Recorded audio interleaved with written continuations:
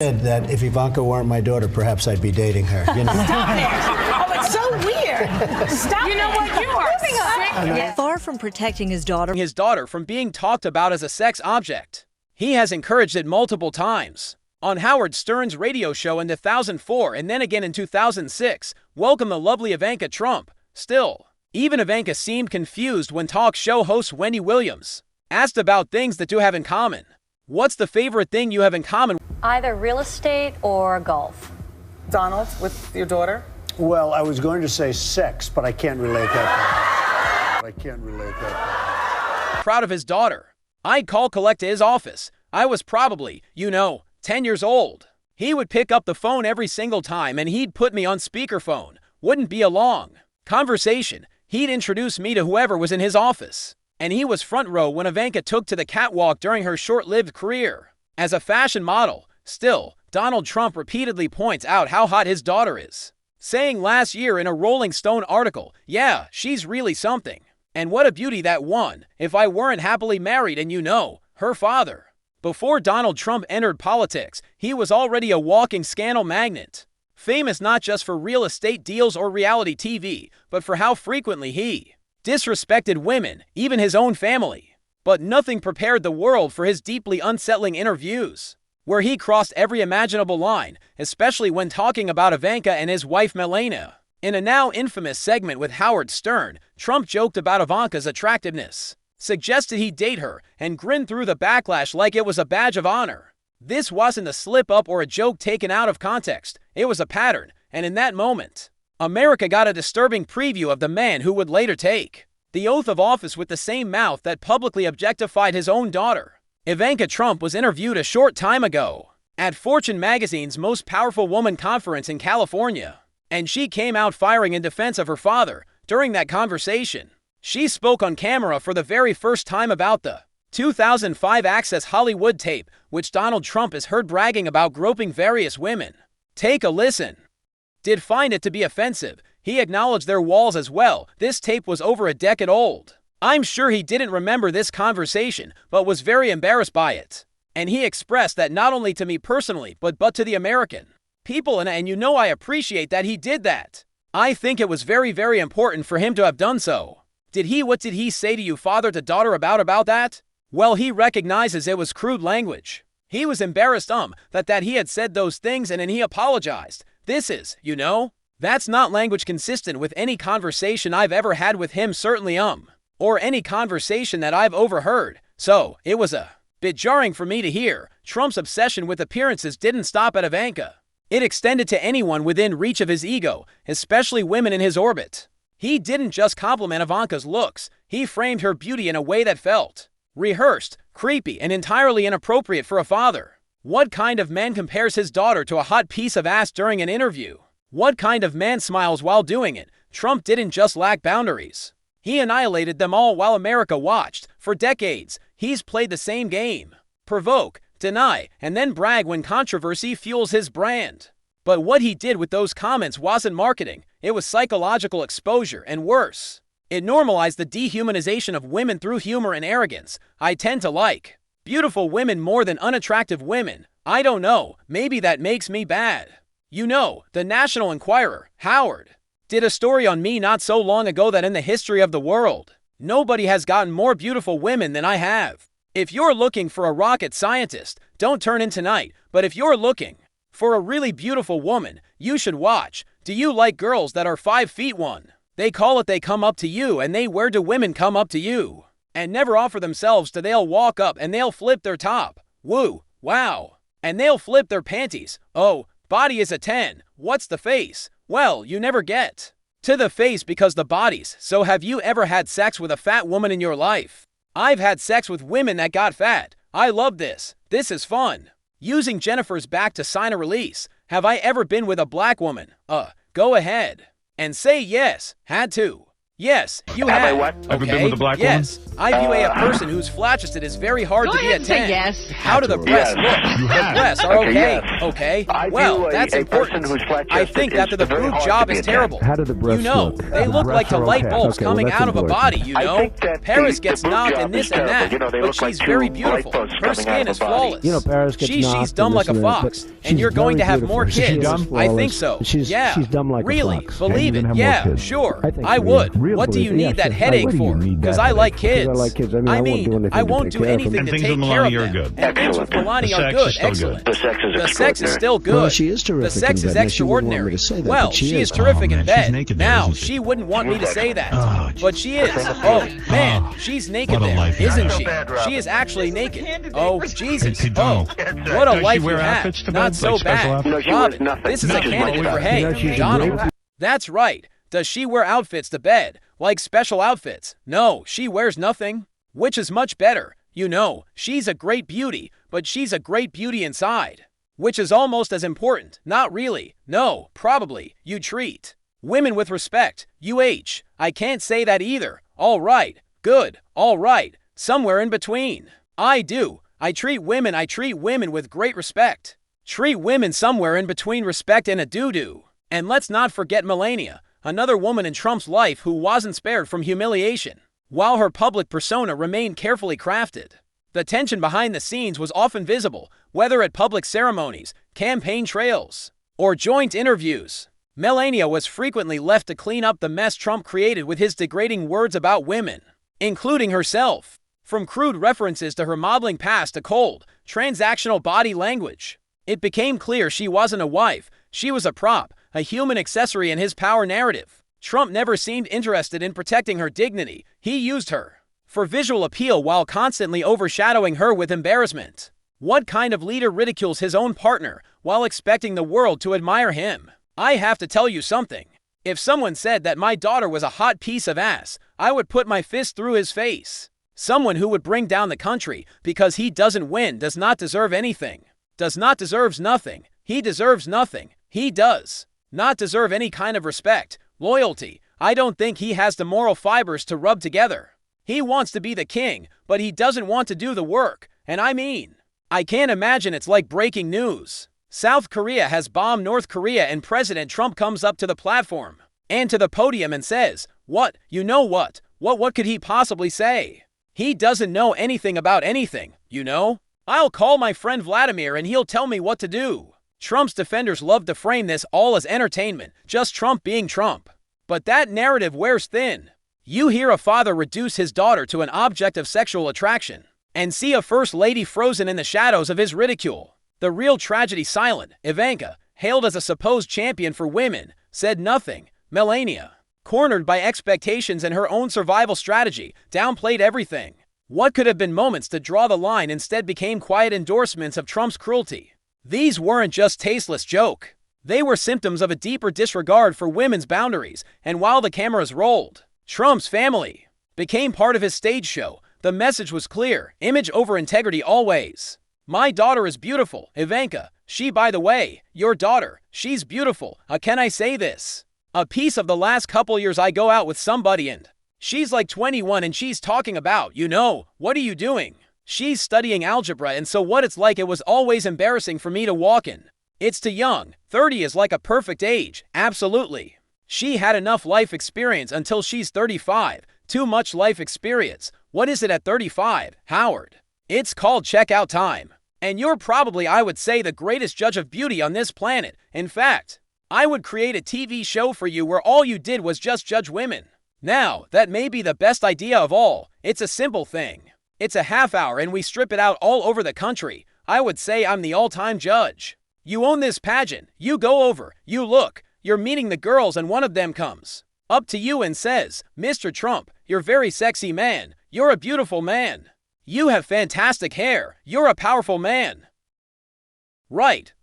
You're a powerful man. I want to sleep with you now. You're not the type that would say no. I don't want to hurt their feelings, right? No. But I mean, you see a beautiful woman. You want to have that. You're a guy who likes to have everything, right? Well, couldn't that be construed, however, as conflict? Yes. I don't see it as a conflict. It could be a conflict of interest, but it's the kind of thing you worry about later. Oh, I see. You tend to think about the conflict a little bit later on.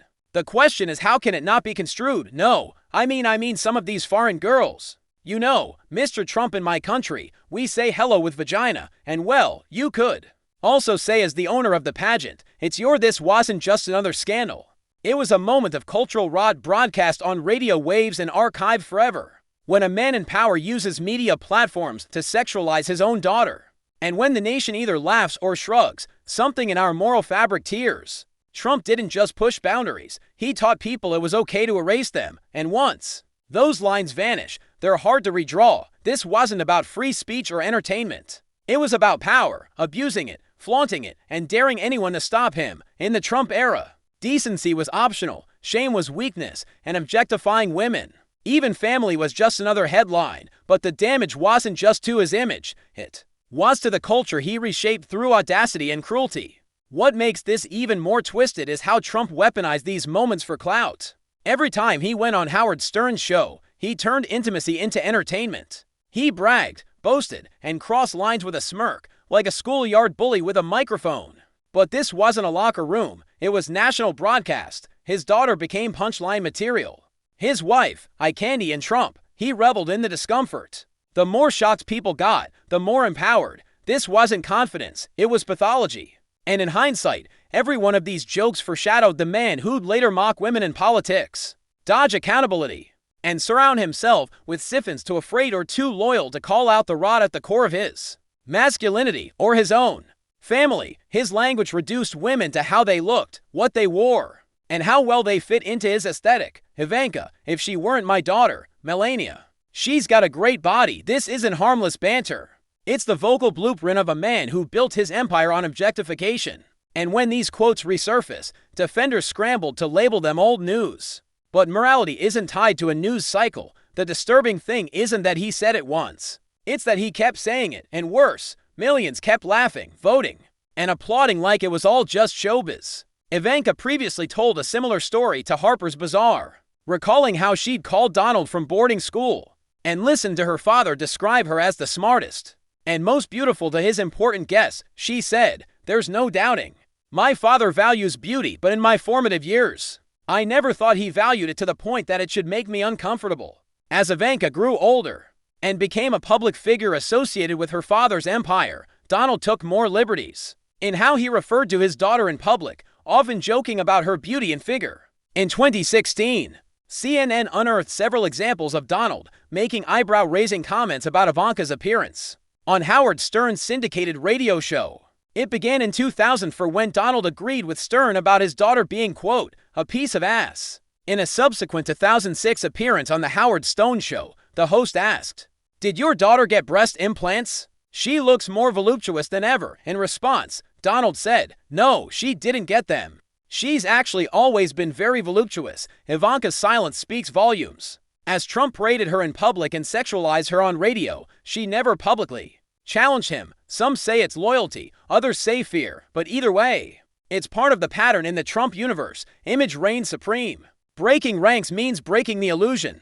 And for Ivanka, preserving that illusion was everything. She branded herself as a modern, empowered woman, yet she stood beside the ivory man who made her a spectacle. That contradiction defines the Trump brand. Say one thing, do another, and bury the hypocrisy under polished sound bites. But the truth always leaks through, and for many watching, Ivanka's complicity wasn't just disappointing.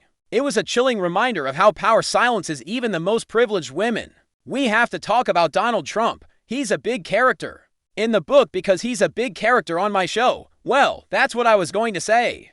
You say one of your best guests ever. Donald Trump hands down whenever you put him on the air. Now, this is before he was running for president. He was an open book. He would say anything. And oddly enough, during the campaign and even now, people quote these interviews that I did with them big time. I was quite surprised when they dragged out every single Donald Trump interview I had done. And then there's Melania, who, despite the soft-spoken glamour, seemed like the loneliest woman in the White House, always poised, but rarely happy, always smiling, but never smiling with her eyes. In interviews, when asked about Trump's vulgar comments, she'd wave them off. Boys will be boys.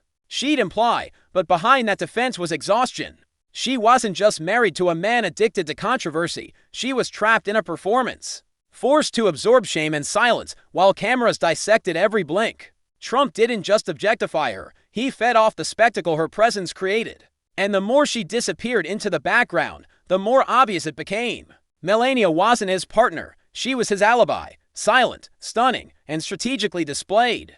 What I watch, I know some of them, and like Howard, I was on Howard Stern's show as much as anybody, and yeah, he was great at that time. And then he went woke, yeah, and since he's gone woke, his ratings have gone down the tubes. And he sort of went anti-Trump for a couple of reasons, but I was on his show a lot, yeah.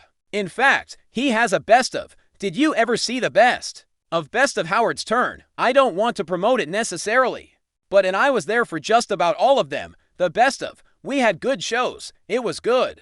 But he's changed and yeah, he doesn't do the ratings anymore. Now he doesn't have to. He's almost finished. The real horror isn't that Trump said those things. It's that America let him rise higher afterward. Instead of disqualification, the interview clips became viral nostalgia instead of consequences. He got votes. His behavior wasn't punished. It was normalized. And for every father who thinks it's okay to sexualize women, every boss who cracks crude jokes, every man who turns women into trophies, Trump became a role model. That's the legacy of those interviewed, not just bad taste, but cultural permission. Permission to blur the line between confidence and cruelty, to mistake disrespect for power, to confuse domination with leadership. And when that mindset infects an entire nation, the damage doesn't just stay in radio booths or reality shows, it shapes who we elect next. But when Trump walked onto the Howard Stern set, it wasn't just a guest appearance, it was a glimpse into a man without restraint, no filters, no empathy, just a hunger for attention. Stern, for all his past controversies, eventually evolved, acknowledged his past mistakes, shifted tone, and criticized Trump himself. But Trump, he doubled down, tripled down. Even as president, he couldn't resist insulting women, calling them dogs, mocking their appearances, belittling their intelligence. This wasn't locker room talk anymore, it was Oval Office rhetoric. And every vile word from the past felt like a prophecy. His presidency didn't sanitize his image. It magnified it, from mocking a disabled same, degrade, distract, dominate, and somehow a chunk of America convinced itself this was tough leader, misogyny masked as alpha energy. Donald Trump would come on my show and this is why he was great. There was no filter. I go, Donald, Angelina Jolie, she's one of the most beautiful actresses in the world. She's a 6. You know, now who says that? You know. Most people, if they're having that thought, keep that pretty garden, not Donald. He was right into it. Ivanka Trump, was one of the great beauties of the world according to everybody, and I helped create her. Who Ivanka, most beautiful girl in the world, I would marry you, these types of things. Most people, certainly politicians, don't say well, no question about do you feel that. In some way you help make him president, absolutely, because Donald would come on my show. Look, does that make you feel bad or good? Well, look, I did not vote for Donald Trump. I go into great lengths in this book. And I think people will be interested in this Hillary Clinton. Like in Moby Dick, I was chasing her. She was my obsession. I wanted to see Hillary Clinton win. Trump's obsessed loyalty was rewarded with praise. Until age caught up, or ambition threatened his spotlight. Look at the rotating cast one. When their utility faded, so did his respect. From Stormy Daniels to adult film stars he allegedly paid off, the pattern was grotesquely clear. Use, discard, deny, and as each story surfaced, Trump's defenders leaned on the same tired excuse. It's just Trump being Trump, but what does that even mean? That we're supposed to expect predatory behavior, accept it, when the bar is that low. Any monster can pass for a leader, and by the way, Ivanka Trump and the everybody loves Ivanka. Come on, Pishawa, I bring Ivanka up, come on. Sometimes you'll say, he can't be that bad a guy. Look at Ivanka, now, come on out, potty. She's so good, she wanted to make the trip. She said, Dad, can I go with you? She actually said, Daddy, can I go with you? I like that, right? Daddy, can I go with you? I said, yes, you can. Where are you going? North Dakota. I said, do I like North Dakota? Hi, honey, say something. Hi, North Dakota, we love this state. So it's always a plea.